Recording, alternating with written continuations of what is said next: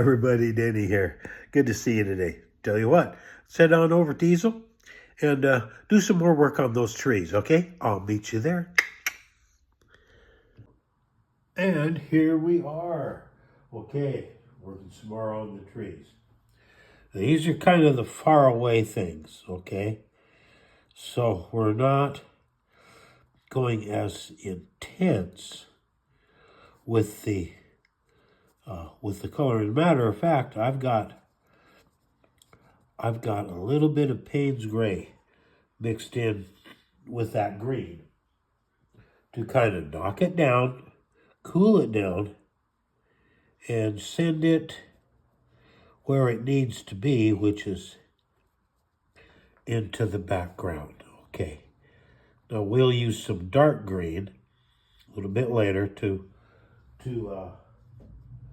put some more depth into the bush, but we're not losing this light green. We can't lose the light green because that is what separates these two. And that'll come into play when we put some dark green in. See how that separates those two? Okay, but that's for tomorrow. We're not doing that today.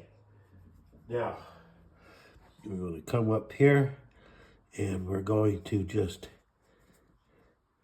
dab in more green like that. We're just going to dab in more green. And what that does is that gives shaded areas in the plant, okay? And in this case, in our tree. Sun's coming from this way, so that'll be darker back there as it needs to be. So be with me tomorrow, and we will put the dark areas in, okay?